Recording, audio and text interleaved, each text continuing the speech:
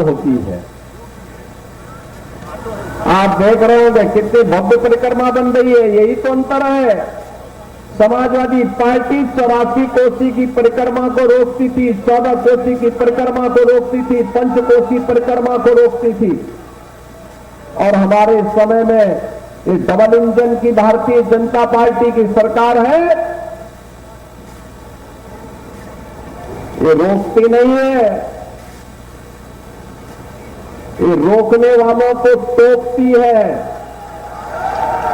और आस्था का सम्मान करते हुए इसके लिए भव्य अवस्थापना सुविधाओं का विकास भी करती है।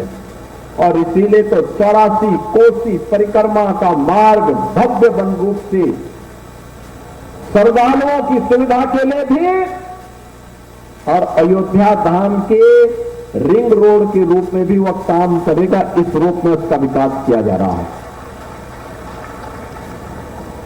कोई सोचता था भदेश्वरनाथ मंदिर में लाखों श्रद्धालु सावन के महीने में आकर के सरयू मैया से जल ला करके जलाभिषेक करते हैं। कभी भदेश्वरनाथ धाम का पुनरुद्धार हो, सुंदरीकरण का कार्य हो, कोई सोचता नहीं था। तपसी धाम उपेक्षित पड़ा हुआ था।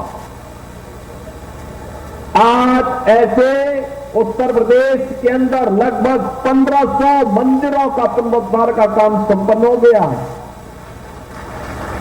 बहनों और भाइयों, प्रदेश वही, लोग वही, सरकार के चेहरे बदले, परिणाम आने लग गया। पहले जो पैसा कब्रिस्तान की बाउंड्री के नाम पे खर्च होता था, आज भदेश्वरनाथ मंदिर और तपसी धाम मंदिर और मखौड़ा धाम जैसे पवित्र स्थलों के पुनरुद्धार पे खर्च हो रहा है। पहले कब्रिस्तान के नाम पे जो कब्जा होता था, गरीब को सताया जाता था, उजाड़ा जाता था, जिसको वक्फ बोर्ड बोल देता था कि ये कब्रिस्तान है, ये वक्फ की लैंड है। किसी की हिम्मत नहीं होती थी, फिर उसको, उस गरीब को उजाड़ दिया जाता था, उस दलित को, वंचित को उजाड़ दिया जाता था। और उजाड़ने का काम कौन करता था? यही सपाई लोग करते थे।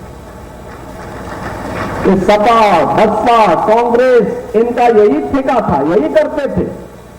ये बस्ती के अंदर तो समाजवादी पार्टी के जिलाध्यक्ष से उनके स्वयं के घर के पास एक कब्जा हो रहा था, जबरदस्ती कब्रिस्तान के नाम पे कब्जा हो रहा था। समाजवादी पार्टी की सरकार थी।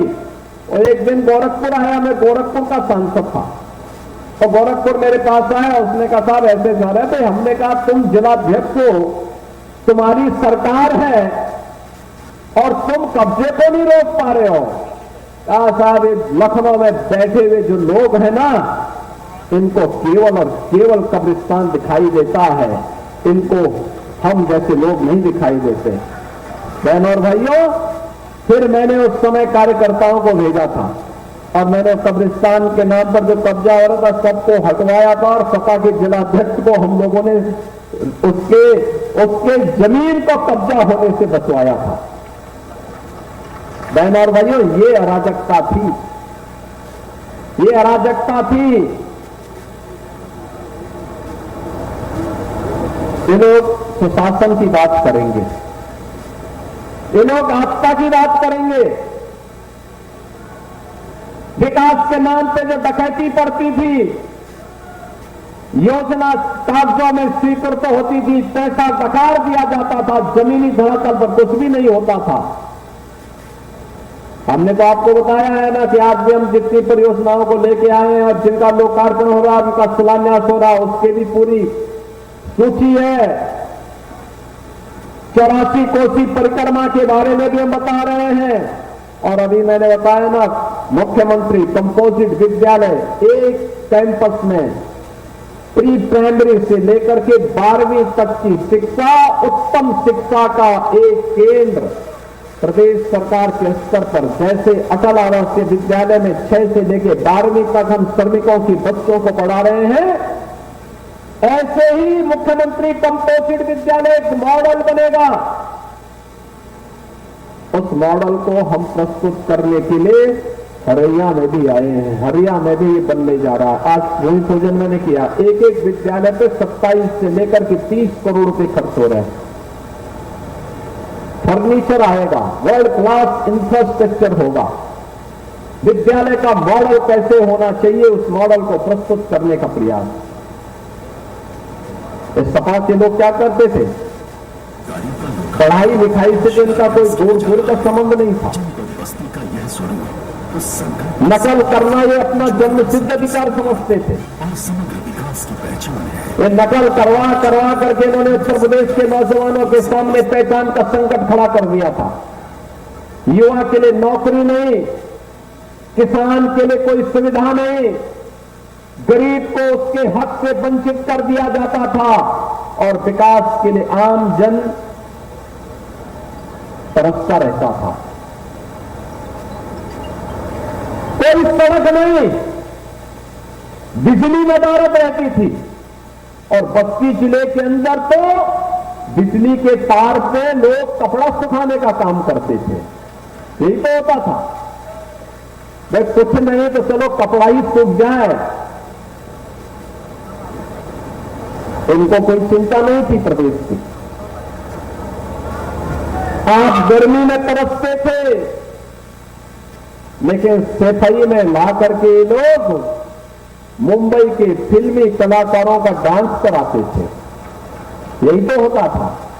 सफाई के अलावा कहीं इनको विकास दिखाई नहीं देता था। कहीं विकास होना नहीं, इनके एजेंडे में कहीं नहीं होता था। बहन और भाइयों, ये आस्था की बात कर रहे हैं। कर्ण मंदिर का विवाद भी इन्होंने खड़ा करवाया था। और याद करिए, हम सबकी आस्था की प्रतीक अयोध्या में भगवान राम के मंदिर के निर्माण में भी सबसे बड़ी बाधा यही लोग थे। राम भक्तों पर गोली चलाने वाले लोग हैं, भगवान राम के अस्तित्व पर प्रश्न खड़ा करने वाले लोग हैं और पवित्र हनुमानगढ़ी की सीढ़ियों पर नमाज पढ़ाने वाले लोग हैं। ये लोग हनुमानगढ़ी की सीढ़ियों पर इन्हीं पापियों ने नमाज पढ़वाने का काम किया था। याद करिए, हर धर्मस्थल को विभाजित करने का काम,